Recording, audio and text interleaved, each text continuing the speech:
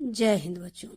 कैसे हैं आप सब? आशा करती हूँ आप लोग खूब स्वस्थ हैं और अपनी पढ़ाई में सब लोग व्यस्त हैं बच्चों। आइए आज हम उद्धरण चिन्ह, जो उद्धरण चिन्ह होता है या अवतरण चिन्ह भी इसे कहा जाता है, इसके बारे में जानते हैं। व्याकरण का ये मोस्ट इम्पोर्टेंट पार्ट होता है। हिंदी किसी भी विषय का बच्चों मोस्ट इम्पोर्टेंट पार्ट व्याकरण होता है।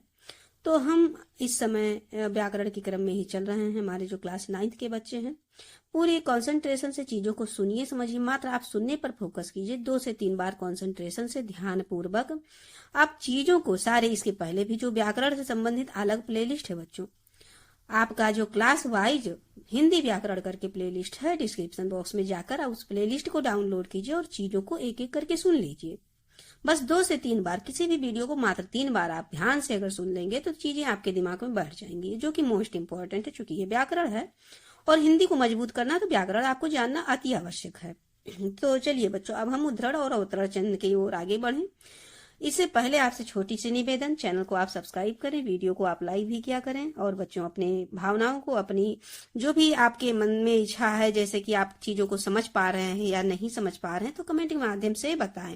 अगर वीडियो अच्छा लगे तो उसके लिए भी कमेंट करें। और आपको अगर इस वीडियो से 2 नंबर या 4 नंबर जो भी लाभ हो बच्चों, अन्य जो हमारे बच्चे हैं, पढ़ने लिखने वाले, आपके फ्रेंड हैं, फ्रेंड सर्कल में इसे शेयर अवश्य किया करें। तो चलें बच्चों, आगे बढ़ते हैं। उद्धरण या अवतरण चिन्ह को हम लोग देखते हैं। उद्धरण चिन्ह देखिए, अब यह पहले बना ही हुआ है, तो किसी वाक्य को बद्ध करने के लिए इस चिन्ह को लगा दिया जाता है। और उद्धरण चिन्ह 2 प्रकार के होते हैं बच्चों, एक तो इकहरे होते हैं और दूसरे दोहरे होते हैं। अब इसी को हमको समझना कि इकहरे कहाँ पर होते हैं और 2 उद्धरण चिन्ह कहाँ पर होते हैं, तो किस स्थितियों में किया जाता है। तो पहला पॉइंट आप देखिए कि किसी लेख, कविता और पुस्तक, आप समझिए बात को बच्चों, कोई लेख हो, कोई कविता हो, कोई पुस्तक हो इत्यादि का जो शीर्षक होता है, शीर्षक लिखने में इकहरे उद्धरण का प्रयोग मतलब उद्धरण चिन्ह का प्रयोग किया जाता है। जैसे आप पाएंगे कि यहाँ पर देखा कि मैंने तुलसीदास जी कृत श्री रामचरितमानस पढ़ी, तो अब ये श्री रामचरितमानस जो है, मैंने प्रेमचंद कृत तुलसी गोदान को पढ़ा, मैंने प्रेमचंद कृत जो गबन है उपन्यास उसको पढ़ा, मैंने वेद व्यास रचित महाभारत को पढ़ा। इस तरह से आप चीजों को ऐसे मतलब इकहरे, ये उद्धरण चिन्ह जो है बच्चों, इकहरे उद्धरण चिन्ह में आप इसको बंद कर देंगे। ये तो रहा क्या चीज, किसी कविता या कोई लेख या कोई मतलब पुस्तक है, उसका जो शीर्षक है उसको जब आप बंद करेंगे तो इकहरे चिन्ह में बंद करें, अर्थात इकहरे उद्धरण चिन्ह लगाएंगे। अब दूसरा पॉइंट देखिए बच्चों, यहाँ पर क्या कह रहा है कि उद्धरण के अंतर्गत कोई दूसरा उद्धरण होने पर इकहरे उद्धरण चिन्ह का प्रयोग होता है। जैसे समझिए बच्चों, डॉक्टर वर्मा ने कहा कि निराला जी की कविता वह तोड़ती पत्थर बड़ी मार्मिक है। दूसरा पॉइंट देखिए बच्चों, यहाँ पर क्या कह रहा है कि अगर कोई एक सेंटेंस आपको बोलना है, आपने बोला कि डॉक्टर वर्मा जी ने कहा, किसी अन्य लेखक डॉक्टर वर्मा जी ने कहा, क्या कहा कि निराला जी की कविता, अब इसको इकहरे उद्धरण में देखिए बंद हो गया है, इकहरे उद्धरण में बंद कर दिया गया है। फिर उसके बाद में देखिए बच्चों, यहाँ पर वह तोड़ती पत्थर, अब इसको भी एक इकहरे उद्धरण चिन्ह में बंद कर दिया गया है। और उसके बाद में यहाँ पर देखिए बड़ी मार्मिक है, तो यहाँ पर 2 चिन्ह लगाया गया है। देखिए बच्चों, और जो बीच में डिवाइड हुआ, जैसे ये पूरी बात है कि निराला जी की कविता वो तोड़ती पत्थर बड़ी मार्मिक है, ये तो पूरा एक सेंटेंस है, लेकिन चीजों को अलग किया गया ना, कि निराला जी की कविता अब नाम भी दे दिया गया, तो इसलिए उसको एक उद्धरण चिन्ह में बांध दिया गया। ऐसा कह सकते हैं आप कि एक उद्धरण चिन्ह में ये देखिए इसको बांध दिया गया। वैसे तो पूरा टोटल सेंटेंस आपका यहाँ तक है, यहाँ डबल उद्धरण चिन्ह है, फिर यहाँ पर भी आके डबल उद्धरण चिन्ह है। तीसरा नियम हम लोग समझते हैं बच्चों, जब किसी कथन को जैसा का तैसा उद्धत करना हो, कोई कथन हो और जैसा लिखा है उसे वैसे ही लिखना हो, तब भी आप दोहरे उद्धरण चिन्ह का प्रयोग करेंगे। जैसे सरदार पूर्ण सिंह का कथन देखिए, हल चलाने वाले और भेड़ चराने वाले स्वभाव से ही साधु होते हैं। ये पूरा इनका एक सेंटेंस था। तो देखिए बच्चों, इसको 2 उद्धरण चिन्हों में कंप्लीट किया गया। ये देखिए, ये उद्धरण चिन्ह। क्या कहा कि क्या कहते हैं, किसी के कथन को, जैसे किसी ने कहा, जैसे गांधी जी ने कहा कि कथन, किसी भी व्यक्ति के कथनी और करनी में अंतर नहीं होना चाहिए। तो कथनी और करनी में अंतर नहीं होना चाहिए, इसको आप दो उद्धरण चिन्ह से बंद करेंगे, ऐसा। चौथा नियम देख लीजिए बच्चों, उपनामों में भी उद्धरण चिन्ह का प्रयोग होता है। अब उपनाम, जैसे आप ओम प्रकाश लिखे तो दलित लिख दिए, धर्मवीर लिखे तो भारतीय उपनाम है इनका। जैसे कि आपने हरिश्चंद्र लिखा तो भारतेंदु उनका उपनाम हो गया। इस तरह से आप जो उपनाम होगा बच्चों, जैसे कि हीरानंद, सच्चिदानंद, वात्स्यायन, फिर आज्ञा लगाते हैं ना लास्ट में, तो आज्ञा में लास्ट में क्या हो जाता है, सुदामा पांडे, फिर धूमिल लगाते हैं आप, तो धूमिल में फिर क्या हो गया, एक उद्धरण चिन्ह से उसको अलग से बंद कर देंगे, ये चीज है। अब थोड़ा योजक चिन्ह को भी समझ लेते हैं बच्चों कि ये योजक चिन्ह क्या चीज है। योजक चिन्ह को देख लेते हैं कि योजक चिन्ह क्या है। तो समझिए बच्चों, ध्यान से सुनिए, बस मात्र सुनने पर फोकस कीजिएगा। दो शब्दों को जोड़ने के लिए योजक चिन्ह का प्रयोग किया जाता है। क्यों?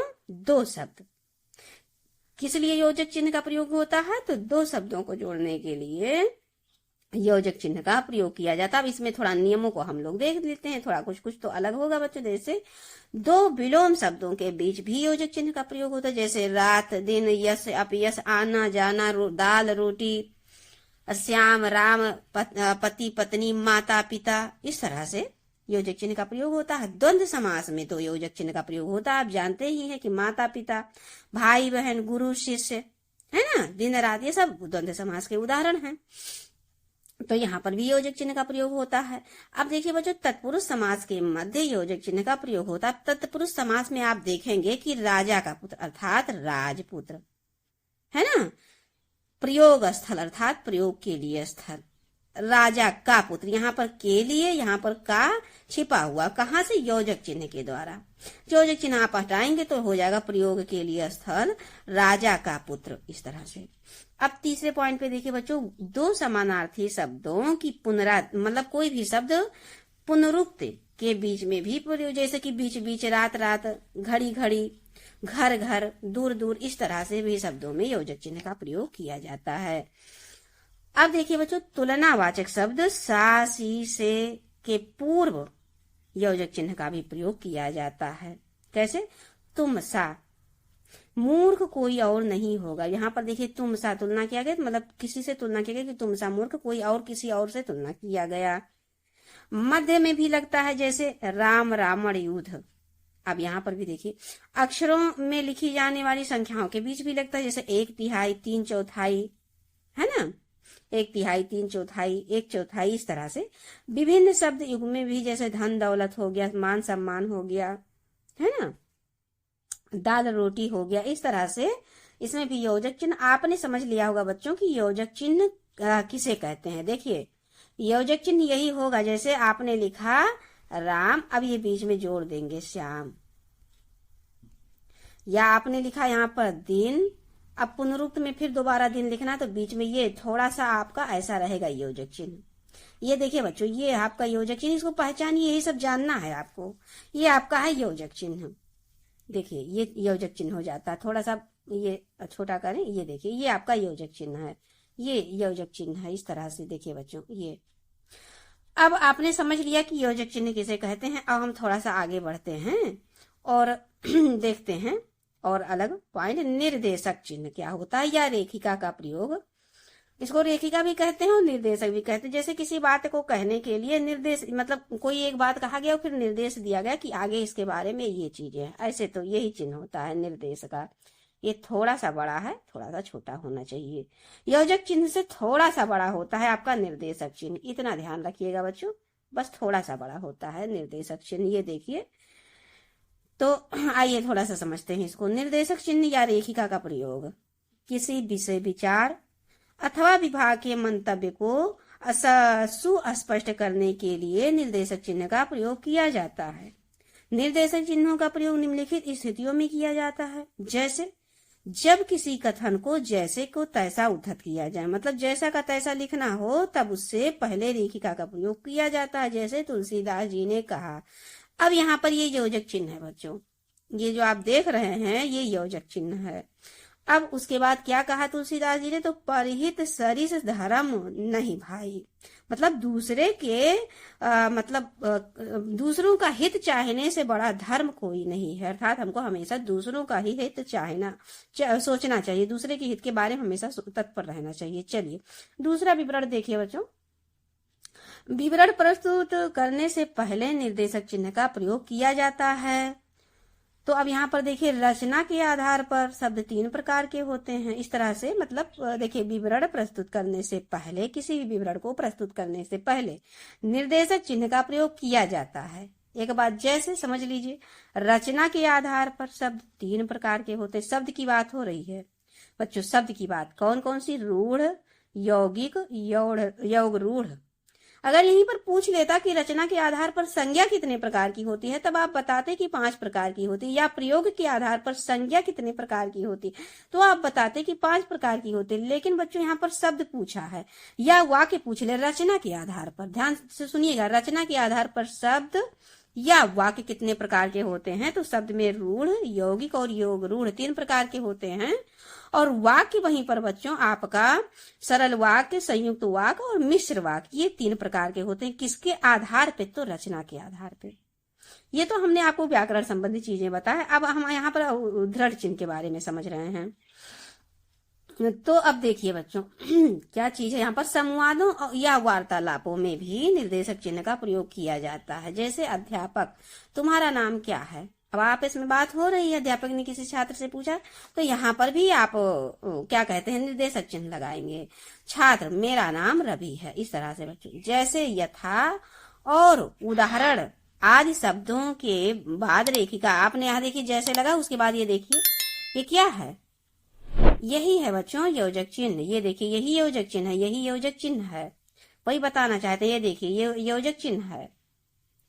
तो देखिए संस्कृत की सा ध्वनि फारसी में हा हो जाती है। जो संस्कृत में सा है बच्चों, उसको फारसी में हा कह देते हैं। तो जैसे असुर को अहुर कह दिया जाता है, ये चीज है वाक्यों में। अब यहाँ पर जो जैसे के बाद जो लगा है उसको योजक चिन्ह कहा जाएगा। जैसे कोई बात कहा गया, उसके बाद जैसे लगा के फिर ये योजक चिन्ह, तो इसी को कहा जाता है योजक चिन्ह।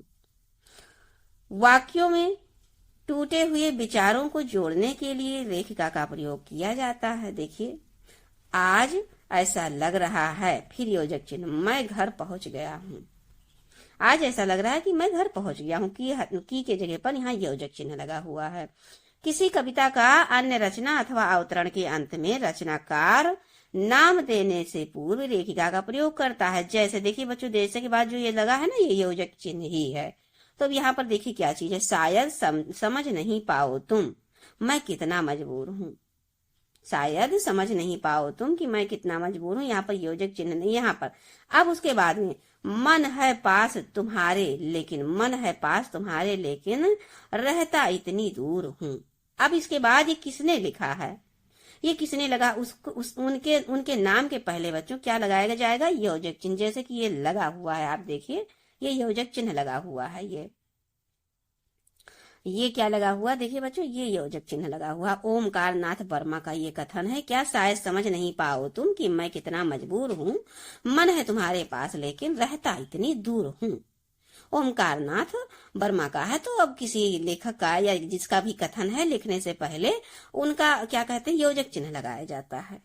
ये तो रहा 6ठे नंबर का नियम बच्चों। अब 7वें नंबर पे देखते हैं कि किसी के वाक्यों को उद्धृत करने के लिए भी योजक के चिन्ह का प्रयोग किया जाता है। जैसे अध्यापक, अब योजक चिन्ह लगा हुआ बच्चों, भारत का प्रधानमंत्री कौन है, अध्यापक पूछते हैं कि भारत का प्रधानमंत्री कौन है, तो उसके बीच में भी योजक चिन्ह ये देखिए लग जाता है। चलिए 8वां नियम देखिए बच्चों, निम्नलिखित निम्नांकित शब्द के बाद भी योजक चिन्ह लगता है। जैसे निम्नलिखित प्रश्नों को हल कीजिए, अब यहाँ योजक चिन्ह लग गया। निम्नांकित प्रश्नों को हल कीजिए, फिर उसके बाद ये योजक चिन्ह लग गया। आपको मात्र ये समझना है कि कौन सा चिन्ह क्या होता है, क्योंकि अभी आप छोटे बच्चे हो, क्लास 9 के बच्चे हो। इसमें आपको चिन्हों को जानना बहुत जरूरी है। उद्धरण चिन्ह किसे कहते हैं, योजक चिन्ह किसे कहते हैं, निर्देशन चिन्ह किसे कहते हैं। तो ये बच्चों निर्देशन चिन्ह है, क्षमा करें अभी तक शायद हम आपको योजक चिन्ह बताते जा रहे थे, ये निर्देशक चिन्ह है।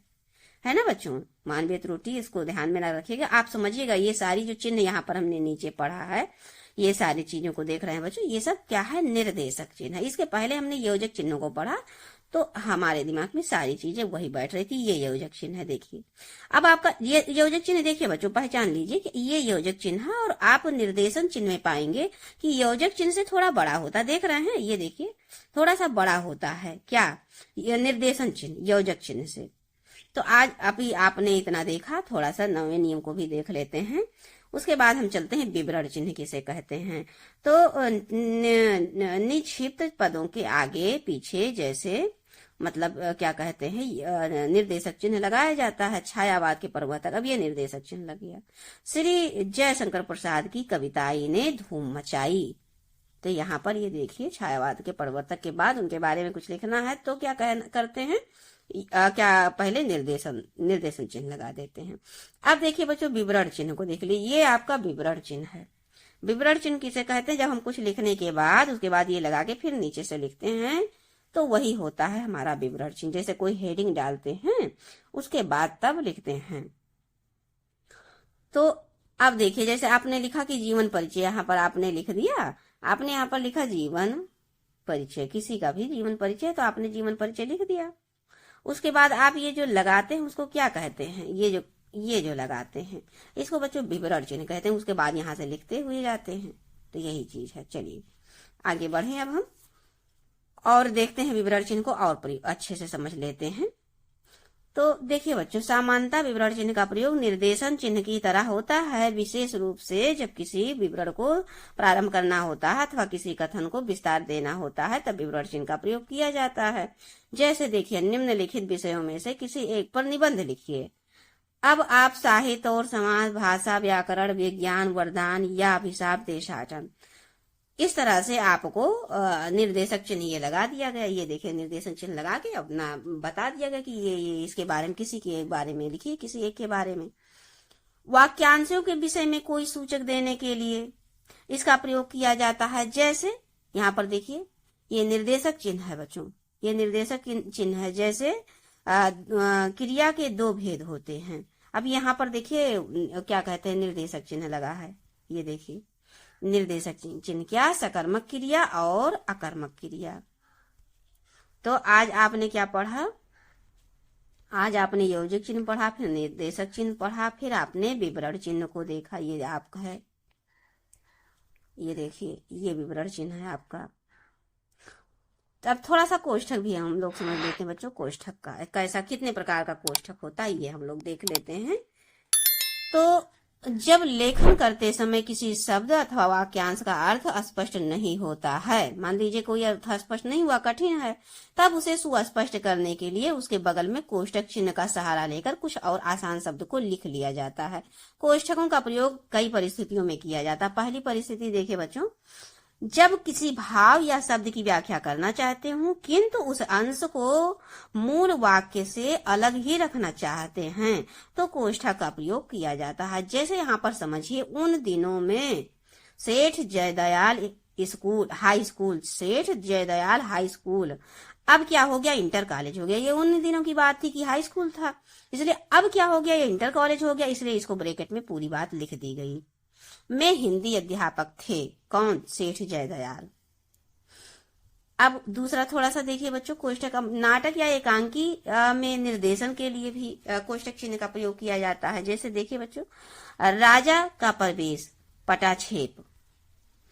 और देखिए किसी मतलब कोई नाटक या एकांकी लिखा जाता तो बोल दिया जाता, लिख दिया जाता कि राजा का प्रवेश हुआ, अब उसके ब्रैकेट में लिख दिया जाता पटाक्षेप, मतलब पट को बंद कर दिया गया। उसके आगे फिर आगे दूसरी कहानी शुरू हुई।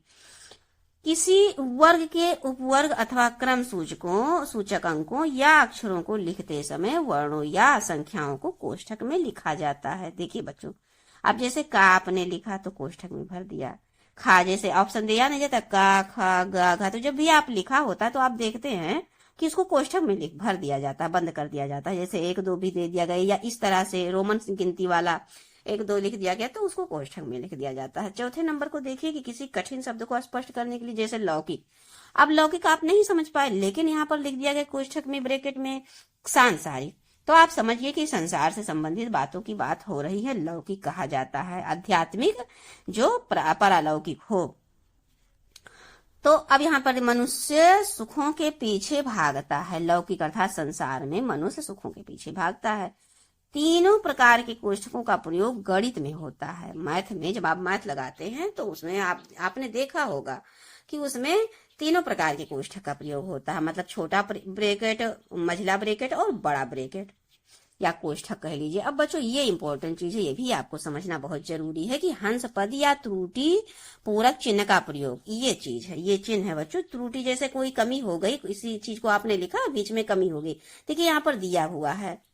यहाँ पर देखिए तुलसीदास जी ने कविता वली की रचना की। अब यहाँ पर आप क्या कहते हैं, ने भूल गए थे तो आपने यहाँ पर ने फिर कर दिया। संसार का पालन वाला ईश्वर है तो करने वाला, अब यहाँ करने आपने भूल गए तो आप ऐसे त्रुटि या क्या कहते हैं हंस पद चिन्ह लगा के या त्रुटि पूरक चिन्ह लगा के उसके ऊपर शब्दों को लिख दिया जाता है। अब थोड़ा सा ये भी इंपॉर्टेंट है, देखिए बच्चों, संक्षेप सूचक लाघव चिन्ह को भी देख लेते हैं। ये देखिए, जैसे किसी के नाम को आपको लिखना है और उसको बड़े में ना लिखकर आप छोटे में लिखना चाहते हैं, तब वहां पर ये या ये, देखिए बच्चों ये दोनों बातें हैं, तो यहाँ पर इसको लगा दिया जाता है। जैसे संक्षेप सूचक का प्रयोग किसी नाम या शब्द को संक्षिप्त रूप में लिखने के लिए किया जाए। जैसे डॉक्टर के लिए या डॉक्टर लिख दिया गया, ये पूर्ण विराम लगा दिया गया। देखिए प्रोफेसर के लिए ये देखिए, मास्टर ऑफ आर्ट्स के लिए यम ए लगा दिया गया। अब यदि इसका पूरा अर्थ होता है मास्टर ऑफ आर्ट्स, लेकिन संक्षिप्त में एम ए लिख दिया गया। डॉक्टर ऑफ फिलॉसफी के लिए पीएचडी लगा दिया गया। अब ये देखिए पीएचडी के लिए इतना बड़ा होता है, लेकिन अब इसको छोटे में लिखना है तो पी और फिर फुल स्टॉप, फिर इस तरह से, तो इसको क्या कहते हैं, संक्षेप सूचक या लाघव चिन्ह भी कहते हैं बच्चों। ये तो हो गया। अब थोड़ा सा आगे देख लेते हैं। शून्य अधिक स्थान घेरता है, अतः इसके स्थान पर बिंदु का ही प्रयोग किया जाता है ज्यादातर। अपूर्ण विराम चिन्ह, ये देखिए अपूर्ण विराम चिन्ह का प्रयोग, ये अपूर्ण विराम है, पूरा कंप्लीट विराम नहीं है, ये अपूर्ण विराम है। अपूर्ण विराम चिन्ह विसर्ग की तरह दो बिंदुओं के रूप में होता है। देखिए बच्चों आप देख ही रहे हैं, इसीलिए कभी कभी विसर्ग का भ्रम हो जाता है कि मतलब ये विसर्ग है लेकिन नहीं, जैसे फलता है, इसका प्रयोग कम होता है। अपूर्ण विराम का स्वतंत्र प्रयोग किसी शीर्षक को उसी के आगे स्पष्ट करने में होता है। जैसे कामायनी, अब एक अध्ययन है, अब यहाँ पर अपूर्ण विराम हो गया, अपूर्ण विराम, कामायनी एक अध्ययन है। अभी कामायनी था, अपूर्ण था, उसके बाद एक अध्ययन है तो कंप्लीट हुआ। कंप्यूटर आज के युग की अनिवार्यता है। अब देखिए बच्चों लोप सूचक चिन्ह का भी प्रयोग, ये देखिए लोप सूचक चिन्ह, जैसे प्लस, मल्टीप्लाई, फिर प्लस, इस तरह से ये लोप सूचक। तो अब जैसे मान लीजिए कोई चीज आपको 8-10 लाइन में है और आपको पहला 2 लाइन या 1 लाइन लिख देना, फिर अंतिम का 1 लाइन या 2 लाइन लिखना है, तो बीच में जो जगह बचता है उसमें जब आप इस चिन्ह का प्रयोग करेंगे तो इससे ये पता चलेगा कि इसके बीच में भी कुछ चीजें, पंक्तियां भी हैं जिसको यहाँ पर लिखा नहीं गया है। समझ पा रहे हैं बच्चों? जैसे नवल किशोर नवल नगरिया, नवल किशोर नवल नगरिया, अपनी भुजा श्याम भुज ऊपर, श्याम भुजा अपने उर्धरिया। अब यहाँ पर और भी पंक्ति, लेकिन इसको हटा के यों लपटाए रहे उर उर ज्यों, मरकत मन कंचन की जरिया जरिया, इस तरह से। देखिए प्रतिशत चिन्ह का प्रयोग आप जानते हैं बच्चों, 100 के लिए किया जाता है प्रतिशत चिन्ह का प्रयोग। इसके आगे प्रतिशत चिन्ह का प्रयोग किया जाए, जैसे देखिए अब सभा में 25% स्त्रियां थी, तो देखिए यहाँ पर किया गया 30% छूट के साथ पुस्तक की 50 प्रतियां भेज दीजिए, मतलब जो 30% छूट, ये देखिए 30% यहाँ पर। समानता सूचक चिन्ह का प्रयोग, ये देखिए बराबर तब लगाया जाता है, दोनों में समानता दिखाया जाए तो बराबर लगाया जाएगा। जैसे कृतघ्न, अब यहाँ पर बराबर चिन्ह लगेगा, उपकार न मानने वाला, क्योंकि दोनों का अर्थ एक ही है इसलिए बराबर चिन्ह। तपहबन, अब ये तपोवन हो गया, अब दोनों तपहबन भी सही है और उसी का अर्थ तपोवन भी होता है, इसलिए बराबर का चिन्ह लग गया। ये देखिए पुनः जन्म पुनर्जन्म, दोनों का अर्थ एक ही है। अब देखिए बच्चों ये कुल 8 अंक के प्रश्न पूछे जाएंगे यहाँ से, इसलिए आपने जितना भी हमने पिछले क्लास में 1-2 वीडियो में पढ़ाया है बच्चों, और इस वीडियो में पढ़ा दी, इस पूरे को देख लीजिएगा, पूरे 8 अंकों का क्वेश्चन है। तो क्वेश्चन कैसे पूछे जाएंगे ये हम लोग समझ लेते हैं, ताकि और डाउट जो है और अधिक क्लियर हो जाए। तो देखिए वर्तनी किसे कहते हैं, ऐसे क्वेश्चन आ सकता है। तो किसी भाषा में शब्दों की ध्वनियां ध्वनियों का जिस क्रम और जिस रूप में उच्चारण किया जाता है उसी क्रम या उसी रूप में लेखन की रीत वर्तनी कहलाती है। इसे वर्ग विन्यास या अक्षरी भी कहा जाता है वर्तनी को। अब दूसरा क्वेश्चन देखिए, ऐसे भी क्वेश्चन पूछ सकता है कि वर्तनी संबंधी किन्हीं 4 अशुद्धियों के नाम बताइए। तो देखिए बच्चों, 4 अशुद्धियां निम्नलिखित है कि जैसे समास संबंधी अशुद्धियां हो जाता है, संधि संबंधी अशुद्धियां हो जाए, जैसे संधि आप जानते हैं कैसे, विद्यालय तो विद्याधन आलय, अब उसी में थोड़ा त्रुटि हो गया तो उसको संधि संबंधी। अब ये देखिए कमल नयन, आपका कमल नयन लिखने में कोई त्रुटि हो गया तो वो समास संबंधी हो गया, या यथा संभव समास संबंधी त्रुटि हो गया। हलंत संबंधी, जैसे आपने लिखा स्वागतम, अब स्वागतम के लास्ट में हलंत लगना है, नहीं आपने लगाया तो वो अब त्रुटि में आ गया। स्वर या व्यंजन संबंधी अशुद्धियां हो जाती है, कहीं छोटी ही लगाना तो बड़ी ही लगा दिए, बड़ी ही लगाना छोटी ही लगा दिए, है ना। इसे सबको व्यंजन में ऐसे इसी तरह से ये सब अशुद्धियां 4 प्रकार की होती हैं। ऐसे अभी आपने ऊपर पढ़ा है, सारे अलग अलग प्रकार को हमने पढ़ाया है।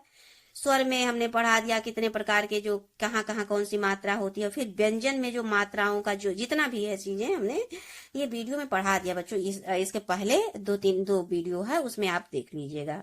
आप जाएंगे डिस्क्रिप्शन बॉक्स में तो प्लेलिस्ट आपको मिलेगा हिंदी व्याकरण क्लास 9th, उस शुरू से लेके आखिरी तक आप अच्छे से देख लीजिएगा बच्चों, तो व्याकरण आपका पूरा क्लियर हो जाएगा।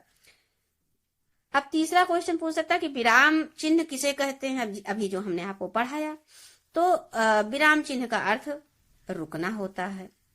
भाषा में लिखित रूप में विराम या रुकने के लिए जिन संकेत चिन्हों का प्रयोग किया जाता है उन्हें विराम कहते हैं। अब आपने कई विराम देखा, पूर्ण विराम, अल्प विराम, अर्ध विराम, है ना, अपूर्ण विराम, इस तरह से।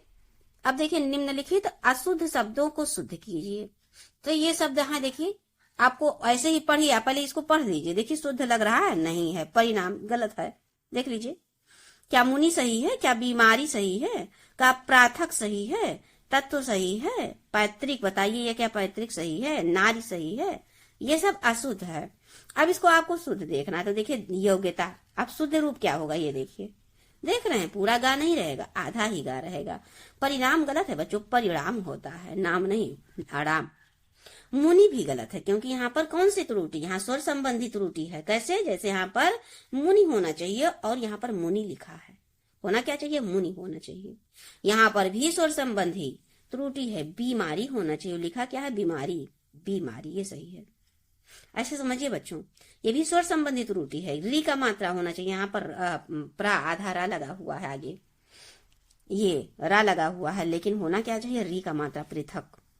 तत्व भी गलत है, क्यों, क्योंकि यहाँ पर 2 बार आधा ता होना चाहिए, ये देखिए, ये सही है। महत्व तत्व जब भी आप लिखेंगे, ये इंपॉर्टेंट पार्ट है बच्चों। जैसे आपने महत्व लिखा तो ये जो ता है 1 बार नहीं रहेगा, 2 बार रहेगा महत्व। ये देखिए उज्ज्वल को आप लिखेंगे तो ये उज्ज्वल है, ये शुद्ध रूप उज्ज्वल का है, देखिए।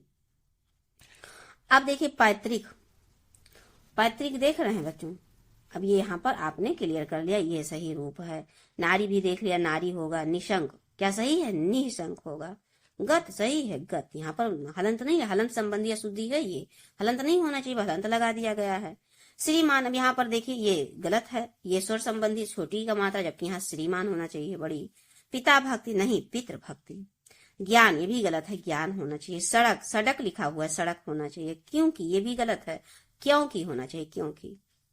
सृष्टा, ये गलत है, देखिए बच्चों, सृष्टा, यहाँ सृष्टा, यहाँ पर थोड़ा सा कुछ अलग होना चाहिए, ये देखिए सृष्टा, ये शुद्ध है, सृष्टा। कार्यक्रम, देखिए कार्यक्रम लिखा है ना बच्चों, ध्यान से पढ़िए, कार्यक्रम लिखा है, गलत है, कार्यक्रम होना चाहिए। श्राप, ये भी गलत है, साफ होना चाहिए। पृष्ठ, गलत है, पृष्ठ होना चाहिए। किसान, यहाँ पर ताला बिसाना होकर दंती सा होना चाहिए, किसान। इसी तरह से अब देखिए विराम चिन्ह का उनके नाम के साथ मिलान कीजिए। अब ऐसे भी आपकी परीक्षा में आ जाएगा, तो आप जब जाने रहेंगे तभी तो। ये क्या है, ये पूर्ण विराम है ना, अर्ध विराम है, अल्प विराम, इस तरह से चीजें हैं। देखिए तो यहाँ पर ये देखिए विस्मयाद बोधक है, ये क्वेश्चन मार्क है, ये आपका क्या कहते हैं निर्देशक चिन्ह है, ये उद्धरण चिन्ह है, ये बराबर का चिन्ह है। तो अब इसी को मिलाना है तो मिलाइए, देखिए पूर्ण विराम ये है, अल्प विराम, अर्ध विराम, इसको पहचान लीजिए बच्चों, बहुत जरूरी है। आपको ये हल्के में भले लग रहा हो, लेकिन ये गलत है। आप इसको पहचानिए। विस्मयाद बोधक निर्देशक चिन्ह, ये देखिए अवतरण चिन्ह या उद्धरण चिन्ह, और ये समानता सूचक चिन्ह, ये हो गया। ऐसे क्वेश्चन आ जाएंगे। जैसे मान लीजिए इसे पूरा नहीं दिया रहेगा, 4 दिया रहेगा, कहेगा ऐसे मिलाइए। अब आप जाने रहेंगे तो मिला लेंगे, पहचाने रहेंगे। चलिए, निम्नलिखित वाक्यों में विराम चिन्ह का प्रयोग कीजिए। देखिए, वाह कितना सुंदर महल है। अब आप वाह में क्या लगाएंगे? वो नहीं लगाएंगे, साइन ऑफ एक्सक्लेमेशन अर्थात विस्मयाद बोधक चिन्ह। देखिए, अब देखिए, बच्चा रोता रहा, माँ डांटती रही। तो बच्चा रोता रहा, अल्प विराम, उसके बाद में माँ डांटती रही, है ना। ये आपका कौन सा चिन्ह हो जाएगा? तो ये आपका, ये देखिए, बच्चा रोता रहा, माँ डांटती रही, ये अर्ध विराम का चिन्ह है। निम्नलिखित गद्यांशों में उचित विराम चिन्हों का प्रयोग कर गद्यांश को दोबारा लिखें। तो देखिए, अब ये गद्यांश लिखा हुआ है, इसको आपको सही से कौन सा कहाँ चिन्ह होना चाहिए उसको सही से करते हुए लिखना है। ऐसे भी क्वेश्चन पूछ लेगा। तो देखिए, लिखा, डॉक्टर चड्ढा के मित्रों ने झाड़ फूक करने वाले से कहा, अरे मूर्ख, तू क्या कर रहा है? जो कुछ होना था वो कहाँ हुआ? तो जब देखिए, डॉक्टर चड्ढा के मित्रों ने झाड़ फूक करने वाले से कहा, क्या कहा? अब यहाँ देखिए निर्देशन चिन्ह लग गया, अरे मूर्ख। अब ये उद्धरण चिन्ह में बंद हो गया, ये 2 उद्धरण चिन्ह में बंद हो गया है। अब देखिए, अरे मूर्ख के बाद क्या? विस्मयाद बोधक चिन्ह। तो क्या कर रहा है? क्वेश्चन है तो क्वेश्चन मार्क हो गया। जो कुछ होना था, अल्प विराम हो गया बच्चों। जो कुछ होना था, अल्प विराम, थोड़ा सा रुकने के लिए, फिर वो कहाँ हुआ, फिर यहाँ क्वेश्चन मार्क, मतलब कहाँ हुआ, जो होना था वो कहाँ हुआ। इस तरह से क्वेश्चन पूछेंगे बच्चों। अभ्यास के लिए स्वमूल्यांकन आप इतना ये देखिए,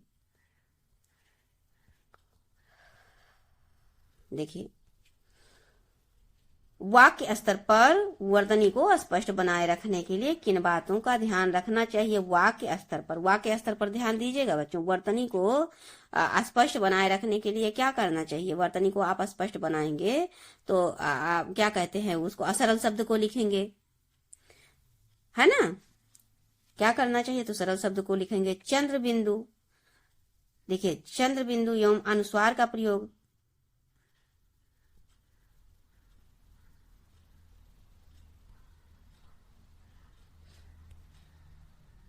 चलिए बच्चों, अब हम यहीं से इस वीडियो को समाप्त करते हैं और फिर आपको मिलते हैं नेक्स्ट टॉपिक को लेकर।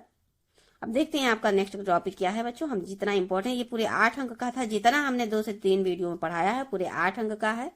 तो इसलिए आप इसको अवश्य पढ़िएगा। चिन्ह ये मतलब जितना हमने पढ़ा दिया भी आपकी परीक्षा में 2-2 अंक का इसी तरह से आएगा।